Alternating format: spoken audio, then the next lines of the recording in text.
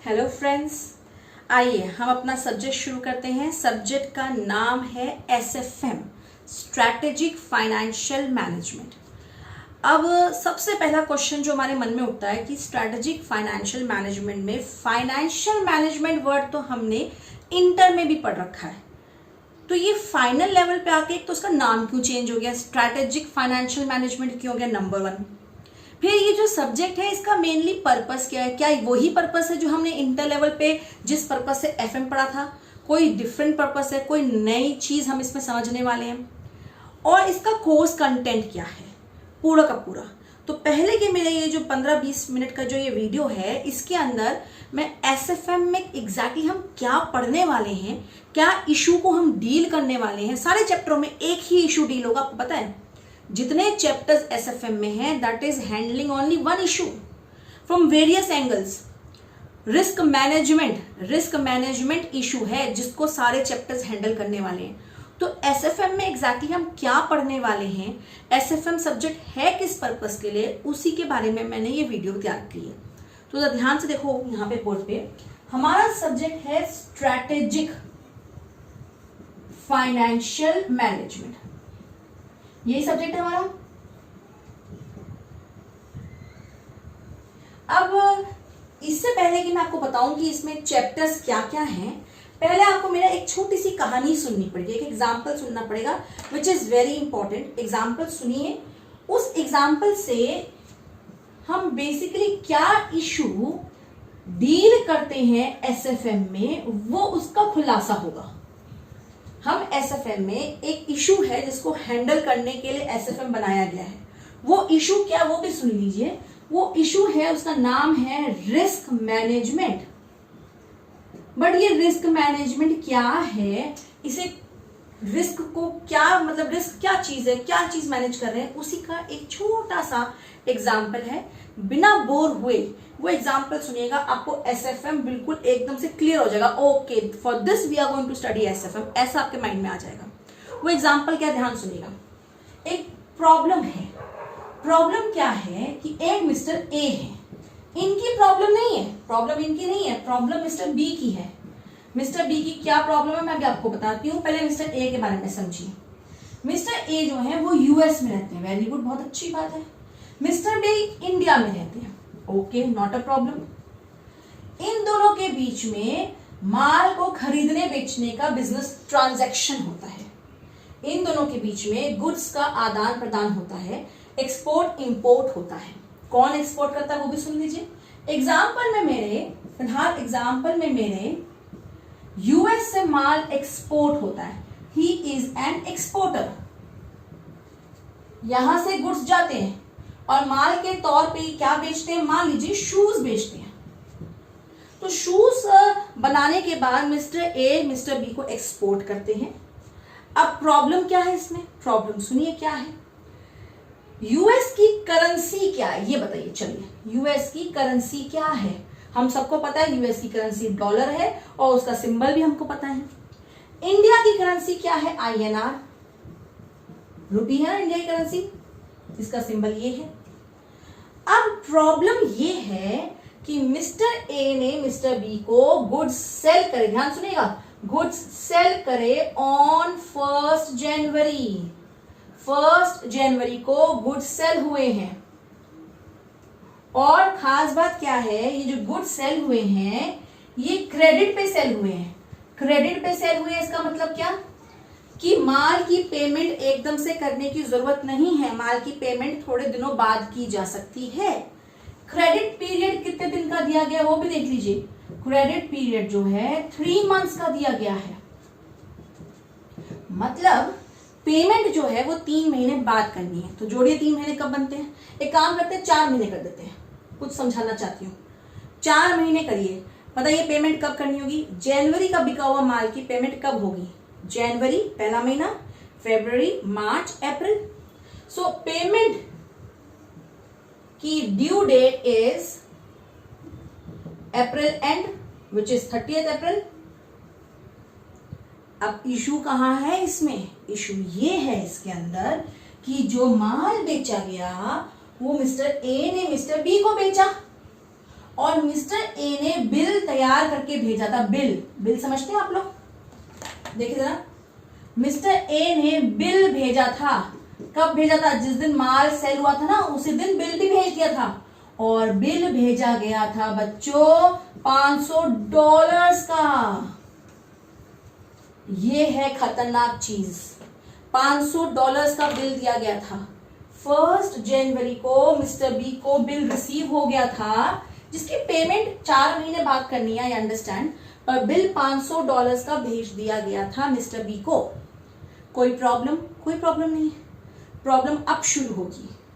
Mister B जब payment देंगे, जब पेमेंट देने की बारी आएगी बच्चों, जब पेमेंट दी जाएगी तो वो दी जाएगी $500 की, क्योंकि बिल डॉलर्स में है तो पेमेंट डॉलर्स में दिया जाएगा। लेकिन मिस्टर बी ने अपनी जेब में हाथ डाल के चेक किया कि मिस्टर बी के हाथ जेब में तो रुपीस करेंसी भरी पड़ी है, डॉलर्स है ही नहीं मिस्टर बी की जेब में। तो मिस्टर बी ने, अब देखो मिस्टर बी के दिमाग में क्या चल रहा है, देखना। 1 जनवरी को बिल आया था $500 का, तो मिस्टर बी को पेमेंट करनी है। तो मिस्टर बी की पेमेंट करना है 4 महीने बाद, तो लायबिलिटी बन गई। मिस्टर बी ने बैंक में फोन किया, क्योंकि बैंक से ही डॉलर्स खरीदे और बेचे जा सकते हैं। भाई आप सड़क पर जाके ठेली वाले से तो डॉलर्स नहीं खरीद सकते। कोई करेंसी खरीदनी या बेचनी है, बाय या selling of currency has to be through a bank और ऑथराइज्ड एजेंट। तो मिस्टर बी ने बैंक को फोन किया और पूछा कि $1 का क्या रेट चल रहा है ऑन 1 जनवरी। तो बैंक ने बोल दिया कि अगर $1 खरीदना है, बाइंग रेट बताया, खरीदना है तो ₹50 का मिलेगा। तो मिस्टर बी ने कैलकुलेशन करी। क्या कैलकुलेशन करी? अच्छा जी, $1 अगर दिख रहा है आप लोगों को, $1 अगर ₹50 का मिलेगा तो $500 कितने के मिलेंगे? यूनिटरी मेथड किया, 25,000 रुपए खर्च करूंगा तब जाके $500 मुझे मिल पाएंगे ऑन 1 जनवरी। ये calculation in mind of mister B चल रही है। मिस्टर बी के माइंड में क्या कैलकुलेशन चल रही है? 1 जनवरी को जब बिल आया तो मिस्टर बी ने बैंक में फोन करके पूछा, $1 खरीदना हो, क्योंकि पेमेंट देनी होगी ना बेटा, तो $1 खरीदना हो तो ₹50 का मिलता है, तो $500 मिलेंगे 25,000 रुपए के। ऐसा 1 जनवरी को मिस्टर बी ने पता लगाया। तो मिस्टर बी के हिसाब से ये सारा माल $500 का तो है, लेकिन मिस्टर बी की तो करेंसी रुपीज में है, तो रुपीज में देखा जाए तो उनके हिसाब से उनकी लायबिलिटी 25,000 रुपए की है। ये लायबिलिटी उनको दिख रही है ऑन 1 जनवरी। मिस्टर बी की बैलेंस शीट क्या डॉलर्स में बनती होंगी या रुपीज में बनती होगी? रुपीज में बनती होगी बैलेंस शीट। तो बैलेंस शीट रुपीज में बनती है तो सब कुछ एसेट और लायबिलिटी रुपीज में चेक करना पड़ेगा ना, चाहे माल आप यहां से खरीदो, अफगानिस्तान से खरीदो या अफ्रीका से खरीदो। ठीक है, डन।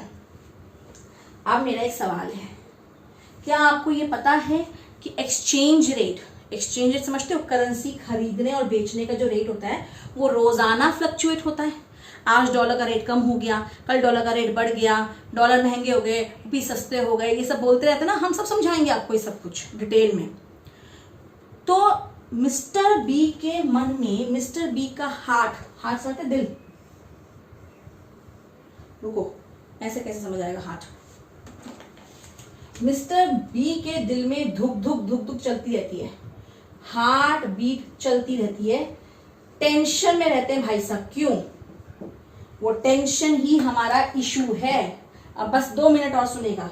इनकी टेंशन को मैं यहां एक्सप्लेन कर रही हूं, यहां पे, ठीक है। इनकी टेंशन ये है कि जब पेमेंट करने का टाइम आएगा, अप्रैल एंड,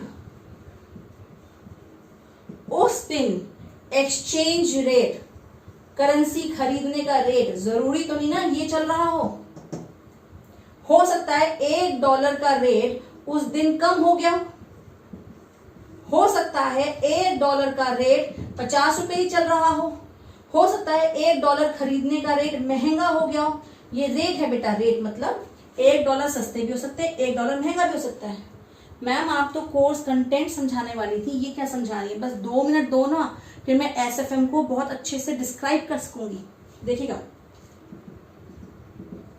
अगर अप्रैल एंड में रेट कम भी हो सकता है, बढ़ भी सकता है, उतना भी रह सकता है। ऐसे ही देखूं कि अगर डॉलर खरीदने पड़ गए, जो खरीदने ही पड़ेंगे, पेमेंट करनी है नहीं करनी है, तो एक एक डॉलर 45 रुपए का मिलेगा। तो कैलकुलेशन इसी तरह से करें कि एक डॉलर 45 का, तो 500 डॉलर कितने, तो 45 रुपए का एक डॉलर, तो 500 डॉलर कितने के मिलेंगे। अगर हम कैलकुलेटर पे चेक करें बच्चे, तो it will come out to be 22,500 I guess rupees. अगर 50 रुपए का मिलेगा तो ये बैठेगा आपका 25,000 रुपए। और अगर ये 55 रुपए का एक डॉलर मिलेगा तो ये बैठेगा 27,500 रुपए।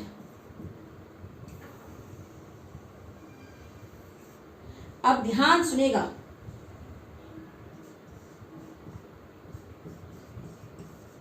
अब मेरा इशू समझिएगा। मेरा इशू बेटा ये है कि मिस्टर बी ये सोच के चल रहे थे 1 जनवरी को कि उनको 500 डॉलर 25,000 रुपए में मिल जाएंगे, मतलब 25,000 रुपए का खर्चा है इस शूज को खरीदने का। लेकिन जब पेमेंट करने की बारी आ सकती है तो हो सकता है मिस्टर बी की जेब से 500 डॉलर खरीदने के चक्कर में हो सकता है पैसे कम भी खर्च हो सकता है पैसे ज्यादा भी खर्च हो। मतलब आउटफ्लो आप कितनी, अब मेरा वर्ड सुनिएगा, आप कितनी उम्मीद करके चल रहे हैं, उम्मीद को इंग्लिश में क्या बोलते हैं, एक्सपेक्टेशन। आप कितनी एक्सपेक्टेशन मान के चल रहे हैं कि मेरी पेमेंट कितने की होनी चाहिए, 25,000 की। एक्सपेक्टेशन 25,000 की है, आउटफ्लो एक्चुअल में ज्यादा भी हो सकता है और एक्चुअल में कम भी हो सकता है। 25,000 रुपए का देखिएगा बेटा, यहाँ पे आप एक्सपेक्टेशन करके चल रहे हैं, कि आपका आउटफ्लो 25,000 रुपए भी हो सकता है, 25,000 रुपए से, जबकि एक्चुअल में ऑन 30 अप्रैल आपका आउटफ्लो 25,000 रुपए से ज्यादा भी हो सकता है, 25,000 रुपए भी हो सकता है, और हो सकता है 25,000 से कम भी हो जाए। इसका मतलब चांसेस ऑफ लॉस भी है, 2,500 रुपए का लॉस भी हो सकता है, और चांसेस ऑफ गेन भी है, 25 रुपए का फायदा भी हो सकता है। ऐसे अंदाजा लगाया है मैंने। हेंस एक्सपेक्टेशन और एक्चुअल आउटफ्लो में फर्क दिख रहा है, इसकी प्रोबेबिलिटी है। बस मेरा एसएफएम खुलना शुरू हो गया है, मेरा एसएफएम ओपन होना शुरू हो गया है। इसे रिस्क बोलते हैं। आप ये 2 एरोस देखिए मेरे, ये देख रहे 2 एरोस। जितनी हम उम्मीद करते हैं, अगर एक्चुअल में ज्यादा होने की संभावना हो या कम होने की संभावना हो, इक्वल ना मिल रहा हो, तो हम बोलते हैं वहां रिस्क मौजूद है। क्या बोलते हैं, वहां रिस्क एग्जिस्ट करता है। रिस्क का मतलब होता है, ध्यान सुनिएगा, रिस्क का मतलब होता है chances of gain, chances of loss. जहां पे भी आपको लगता है कि चांसेस ऑफ गेन है, चांसेस ऑफ लॉस है, वहां हम बोलते हैं रिस्क एग्जिस्ट करता है। आपको ये वाली बात पहले से पता थी, बताऊं कैसे। मान लीजिए आप किसी बैंक में एफडी करवाते हैं और एफडी में बोलते हैं 6% रिटर्न देंगे, तो चाहे दुनिया इधर से उधर हो जाए, आपको रिटर्न 6% मिलेगी। मतलब आपने उम्मीद 6% की करी और आपको एक्चुअल में 6% मिला। लेकिन अगर आप किसी कंपनी के शेयर्स में पैसा लगाते हैं और वो कहते हैं कि हाँ जी हम तो एवरेज 6% रिटर्न देते हैं, पर कभी कभी हम 10% भी दे देते हैं और कभी कभी हम 2% भी दे सकते हैं, फ्लक्चुएट करता है शेयर्स के ऊपर रिटर्न। ये सब पढ़ेंगे हम, return on shares and everything. तो जब आपकी रिटर्न उम्मीद से कभी ज्यादा मिलने की संभावना भी हो सकती है और कम मिलने की भी, तो हम कहते हैं वहां पे रिस्क मौजूद है। अब इस मिस्टर बी की पता है प्रॉब्लम क्या है। इन भाई साहब की 31 मार्च को बेटा बैलेंस शीट बनती है। उस बैलेंस शीट के अंदर यहां एसेट्स और यहां लायबिलिटी दिखानी होती है, और लायबिलिटी में एक पेमेंट देनी बंधी हुई है। कॉन्टीजेंट लायबिलिटी नहीं है, ये लायबिलिटी देनी है, पेमेंट देनी है। मुझे बता दीजिए बैलेंस शीट मिस्टर बी की रुपीज में बनेगी और वो रुपीज में मिस्टर ए को क्रेडिटर दिखाएगा और उसके अगेंस्ट क्या यहाँ पे अमाउंट दिखाएगा, 25,000 रुपए की पेमेंट दिखाएगा, 27,000 रुपए की पेमेंट दिखाएगा या 22,000 रुपए की पेमेंट दिखाएगा, क्योंकि पेमेंट डॉलर्स में जानी है और दिखाना हमें रुपीज में है। हमारी लायबिलिटी ज्यादा रुपीज की भी हो सकती है और कम भी हो सकती है, यहाँ पे रिस्क मौजूद है। क्या ऐसा हो सकता है क्या ऐसा हो सकता है कि ये रिस्क को हम लोग मर्डर कर दें, एलिमिनेट कर दें? एक कंफर्म रकम बताओ कि कितना जाएगा। हो सकता है, हो सकता है। कैसे हो सकता है? एसएफएम पढ़ने के बाद हो सकता है। मैम एसएफएम पढ़ने के बाद क्या हो सकता है? एसएफएम पढ़ने के बाद क्या क्या हो सकता है बताऊं? एसएफएम पढ़ने के बाद 3 चीज हो सकती है। सबसे पहले हम आपको रिस्क को मेजर करना सिखाते हैं, नापना सिखाते हैं। ये जो वेरिएशन है, देख रहे आप क्या वर्ड बोला मैंने अभी बच्चों? वेरिएशन। ये जो वेरिएशन है ना कि पेमेंट कम भी जा सकती है, ज्यादा भी जा सकती है, वेरिएशन जो है इसी से रिस्क को नापा जाता है। तो पूरा का पूरा एक चैप्टर इस बात पे डेडिकेटेड है आपका। पोर्टफोलियो चैप्टर के अंदर जो हम पढ़ेंगे, मैं अभी और भी समझा रही हूं आपको, यहां पे हम रिस्क को नापना सिखाते हैं। फिर आपने कहा मैम किसी तरह से ऐसा हो सकता है कि रिस्क का मर्डर हो जाए। मर्डर हो जाए मतलब रिस्क एलिमिनेट हो जाए। एलिमिनेट हो जाए मतलब मैम ये गैप कम कम हो जाए या कंफर्म हो जाए कि मेरी जेब से इतना ही पैसा जाएगा, आउटफ्लो होगा। यस, हो सकता है। हम रिस्क को रिड्यूस या एलिमिनेट करना सिखा सकते हैं आपको। उसके लिए एक चैप्टर पढ़ना पड़ेगा आपको, डेरिवेटिव्स। अच्छा, तो ये और 2 चैप्टर और भी हैं हमारे मोटे मोटे जो हमें पढ़ने होते हैं सीएमए के अंदर। तो ये सब हमें पढ़ना होता है। और ये मैंने आपको एक इश्यू बताया है जिसमें मैं आपको रिस्क का मीनिंग समझा रही थी। रिस्क का मीनिंग होता है risk, chances of gain and chances of loss. कुछ नहीं राइट डाउन करना, आपको सिर्फ समझना है कि कोर्स में है क्या। ये एग्जाम्पल तो मैं हर चैप्टर से पहले देती हूं क्योंकि हर चैप्टर रिस्क को लेकर ही है। पूरा एसएफएम रिस्क को लेकर है। आइए मैं समझाती हूँ, कोर्स कंटेंट आपका डिस्क्राइब करती हूँ।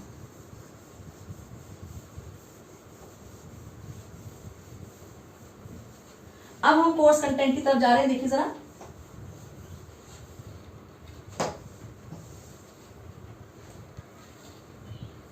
देखिए course content, strategic financial management. आपका जो कोर्स है सीएमए वालों का, सीएमए फाइनल के अंदर ये 4 सेक्शंस में बटा हुआ है। Section A, section B, section C and section D. So आप ऑन एन एवरेज 25-25% मान के चल सकते हैं कोर्स कंटेंट। ठीक है, आगे सुनिए जरा। यहां पे basically capital budgeting, risk analysis, दो क्या लिखा मैंने यहां पे, risk analysis in capital budgeting plus leasing. जब भी फ्यूचर आ जाएगा ना बच्चे, future long term decision, long term decision मतलब मशीन खरीदी आज, बेनिफिट मिलेगा फ्यूचर में, ज्यादा भी मिल सकता है, कम भी मिल सकता है, प्रोबेबिलिटी आ जाती है। देखो आपने इंटर में कैपिटल बजटिंग पढ़ा था, आउटफ्लो मशीन आज खरीदते थे और कहते थे 5 साल तक ये इनफ्लोज आएंगे। अब ऐसा नहीं होगा। पता क्या होगा, 5 साल में पहले साल ये भी इनफ्लो आ सकता है, ये भी आ सकता है, ये भी आ सकता है, मतलब उसमें भी 3-3, 4-4 केसेस होंगे। जैसे यहाँ पे नहीं था कि मिस्टर बी की पेमेंट ये भी जा सकती है, ये भी जा सकती है, ये भी जा सकती है, कम भी आ सकता है, ज्यादा भी आ सकता है, वेरिएशन दिख रहा है। तो अब हम रिस्क को क्या करने वाले, एनालाइज करने वाले हैं और फिर डिसीजन मेकिंग लेने वाले हैं। ठीक है, ये एक आसान इजी पोर्शन है क्योंकि इंटर में भी थोड़ा बहुत कैपिटल बजटिंग पढ़ रखा होता है। वो अलग बात है कि हमें दोबारा से सारा पढ़ाना पड़ता है। हम इंटर का एज्यूम करके चलते हैं कि हमने कुछ भी नहीं पढ़ रखा उस पर। ठीक है, सेक्शन बी से पहले सेक्शन सी की बात करती हूँ। सेक्शन सी में हम लोग पढ़ते हैं security analysis and portfolio management. अगर आप मेरे से मोटा मोटा पूछें आप इसमें क्या क्या पढ़ने वाले हैं, तो हम इसमें पढ़ने वाले हैं रिस्क को मेजर करना सीखेंगे हम लोग। इसके अंदर हम सिक्योरिटी को एनालाइज करना सीखेंगे, from the point of view of risk and return. Ma'am क्या मतलब? थोड़ी देर के लिए सिक्योरिटी को मान लो इक्विटी शेयर्स मान लो, सिक्योरिटी शेयर्स, डिवेंचर, बॉन्ड सब होती हैं, लेकिन शेयर्स मान लेते हैं। तो शेयर्स से हमको रिटर्न कितनी मिल रही है और उस शेयर में पैसा लगाने पे रिस्क कितना उठाना पड़ रहा है, हम दोनों कंप्यूट करना सिखाएंगे, मेजर करना, रिस्क मेजर करना सिखाएंगे और दिखाएंगे, बताएंगे किस तरह से आपको बेहतरीन इन्वेस्टमेंट करनी चाहिए बाय प्रिपेयरिंग अ पोर्टफोलियो।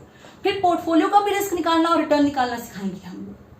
तो बेसिकली इसमें रिटर्न और रिस्क निकालना सिखाते हैं। रिस्क का मेजरमेंट, कौन सा वर्ड बोला मैंने? रिस्क। रिस्क का मतलब होता है, आप ऐसे बोल सकते हैं, जितना हम एक्सपेक्ट कर रहे हैं उससे हमें चांसेस है ज्यादा भी मिल सकता है, चांसेस है कम भी मिल सकता है। डेविएशन, वेरिएशन जहां एग्जिस्ट करती हो वहां पे रिस्क मौजूद है। मैंने अभी क्या वर्ड बोला? डेविएशन। आपने स्कूल में एक वर्ड पढ़ा होगा स्टैंडर्ड डेविएशन। हम यहां पे आपको फिर से एक्सप्लेन करेंगे इसको, ठीक है? यहां पे आपको हम कोरिलेशन, बीटा, ऐसे भारी भारी कुछ हम लोग आपको स्टैटिस्टिकल टूल्स सिखाएंगे इस वाले पोर्शन में।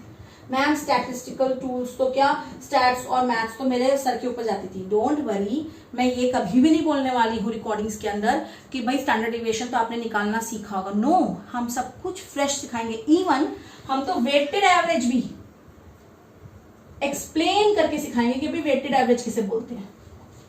एवरेज निकालते हैं ना, सिंपल एवरेज, वेटेड एवरेज, हम वो भी एक्सप्लेन करके चलेंगे कि कुछ भी नहीं पता स्टूडेंट को, ठीक है? इसी चैप्टर से जुड़ा हुआ एक चैप्टर है जो इसके बाद ही पढ़ाया जाता है और आपको इसके बाद ही पढ़ना है, वो है म्यूचुअल फंड।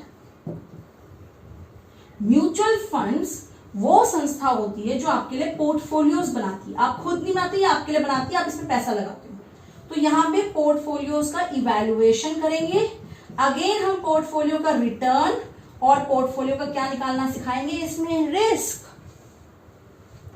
ओके, और चौथा चैप्टर वेरी वेरी इंपॉर्टेंट, इसमें दो बड़े बड़े चैप्टर आते हैं। एक आता है डेरिवेटिव्स, इसमें हम आपको बताएंगे, देखो मैं क्या लिख रही हूं, ध्यान से देखना, forward contract, future contract, option contract, ये तीन कॉन्ट्रैक्ट कर आपको हम सिखाएंगे। ये तीन ऐसे कॉन्ट्रैक्ट्स हैं जिनसे हम रिस्क नापना नहीं सिखाएंगे, अब रिस्क को खत्म कर सकते हो। फ्यूचर का जो आउटफ्लो आपको लग रहा था ज्यादा हो सकता है, कम हो सकता है, वो आप कंफर्म्ड कर सकते हो अपना, अगर आप ये तीन कॉन्ट्रैक्ट करना सीख लो। जौन सा आपको अच्छा लगे वो कॉन्ट्रैक्ट आप करना। इसका मतलब हम यहाँ पे रिस्क को मैनेज करना सिखा रहे हैं। मैनेज मतलब रिस्क को एलिमिनेट या रिस्क को रिड्यूस, और इसका बेहतर वर्ड पता है क्या है? हेज। हम रिस्क को क्या करना सिखा रहे हैं यहाँ पे? हेज। फ्यूचर में चांसेस का खून कर रहे हैं हम लोग, मर्डर कर रहे हैं, नो चांसेस ओनली कंफर्मेशन, वो करने की कोशिश करेंगे। And it is a not an easy chapter, tough chapter है। ये सब एवरेज चैप्टर है, ये एवरेज चैप्टर है बेटा। This is average and very interesting. All are very interesting. Nobody will get bored. But ये average chapter है, ये भी averages का जुड़ा हुआ है, ये easy है। और section D में derivatives किसी भी सीनियर से पूछेगा, 90% सीनियर छोड़ के जाते हैं, पर हमारे स्टूडेंट्स उसको पढ़ के जाते हैं। अब सेक्शन डी में एक और चैप्टर आता है, रिस्क इन इंटरनेशनल ट्रांजैक्शंस, जिसे हम शॉर्ट फॉर्म में चैप्टर को बोलते हैं फॉरेक्स। अभी अभी जो मैंने आपको एग्जांपल दिया था ना इंटरनेशनल ट्रांजैक्शन का, उसमें करेंसी को लेके आपको रिस्क समझ आया था, तो उसी रिस्क को कंप्यूट और हेज करना सिखाते हैं हम इसमें। हेज कैसे होगा? ऑब्वियसली हेज करने के लिए यही तीन कॉन्ट्रैक्ट्स यूज होंगे। मैम अभी ये हेज वेज समझ नहीं आ रहा, ऐसे कैसे समझ आ जाएगा हेजिंग और ये सब कुछ? ये तो पूरे के पूरे चैप्टर्स हैं। अभी जो मैंने आपको इशू दिखाया था वही इशू को डील हम इस वाले चैप्टर में करते हैं, फॉरेक्स चैप्टर में। Risk involve in international transaction, जहां पे दो तरह की डिफरेंट करेंसीज इन्वॉल्व है, वहां का रिस्क हम मेजर करते हैं। रिस्क मेजर करते हैं और रिस्क को खत्म करने के लिए एक एक्सपोर्टर इंपोर्टर की हेल्प करते हैं अलग अलग तरीकों से। क्या यही तीन तरीके हैं रिस्क को खत्म करने के? नहीं, और भी कई तरीके हैं जो मैं यहाँ सिखाएंगे। ये स्टैंडर्ड 3 तरीके हैं। यहाँ तक समझ आई बात? तो बेसिकली अगर मेरे से आप पूछे मैम एसएफएम में कोर्स क्या है, तो मैं उंगलियों में बता सकती हूँ। सबसे पहले मेरे स्टूडेंट्स ये चैप्टर पढ़ेंगे, पोर्टफोलियो। क्यों मैम ये क्यों पढ़ेंगे? अच्छा, इसको ना हम लोग इतना लंबा नाम नहीं बोलते, हम लोग खाली बोलते हैं पोर्टफोलियो। मतलब मैं बोल यही चैप्टर की बात रही होती हूँ। पोर्टफोलियो इसलिए पढ़ेंगे क्योंकि इसमें एक कंसेप्ट आता है बीटा, लिखा भी होगा कहीं पे, बीटा। इस बीटा का इस्तेमाल इस चैप्टर में भी होता है, फॉरेक्स में भी होता है। फॉरेक्स चैप्टर के अंदर डेरिवेटिव का इस्तेमाल होता है, और ये सारे चैप्टर का इस्तेमाल यहाँ पे तो अच्छे से होता ही है। तो मेरे स्टूडेंट्स को सलाह क्या रहती है कि पहले आप पोर्टफोलियो पढ़ेंगे। मैं इसका एक ऑडियो भी बच्चों को भेजती हूँ, पहले क्या पढ़ना है, पोर्टफोलियो, उससे जुड़ा हुआ म्यूचुअल फंड। ठीक है, म्यूचुअल फंड और पोर्टफोलियो पढ़ने के बाद आपका एक हिस्सा खत्म हो गया। ये मत सोचो 50 मार्क्स का पोर्शन खत्म हो गया, नो, ये दोनों मिलके 25 मार्क्स होल्ड करते हैं। ठीक है, यहाँ पे दो ये जो पार्ट है ये अपने में 25 और 25 मार्क्स होल्ड करते हैं, और ये 25 मार्क्स। पोर्टफोलियो और म्यूचुअल फंड पढ़ने के बाद मेरे बच्चे डेरिवेटिव्स पढ़ते हैं, और डेरिवेटिव्स पढ़ने के बाद फॉरेक्स पढ़ते हैं, और लास्ट में सबसे इजी चीज पढ़ते हैं, capital budgeting, leasing and risk analysis. हाँ, अगर किसी बच्चे ने अभी वीडियो खरीदी और पेपर उसके 2 महीने बाद ही हैं, तो उसको शॉर्टकट अब देना होता है स्मार्टली। तो हम कहते हैं बेटा अच्छा पहले ये पढ़ ले, ये तो तुझे आ ही जाएगा क्योंकि तूने इंटर में भी पढ़ा था। लेकिन नो, वैसे नॉर्मल रूट क्या होना चाहिए, first you have to study portfolio, then mutual fund, then you have to study derivatives, then forex and then capital budgeting. मैं इस पूरे सेक्शन को कैपिटल बजटिंग ही बोलती हूं, जबकि इसके अंदर 3 स्टडी नोट्स हैं। हमने सारे डिटेल में कवर कर रखे हैं, पर शॉर्टकट में हम ऐसे बोलते हैं, कोर्स में 4 पार्ट्स है मोटा मोटा, capital budgeting, portfolio and mutual fund को साथ में बोलती हूँ, जुड़ा हुआ बेटा। म्यूचुअल फंड आप पढ़ ही नहीं सकते पोर्टफोलियो को पढ़े बिना। So portfolio and mutual fund, capital budgeting, derivative and forex. 25 marks, 25 marks, 25 marks, 25 marks. एक बार और बोल दीजिए, पोर्टफोलियो नहीं, पहले यहां से, पोर्टफोलियो एंड म्यूचुअल फंड,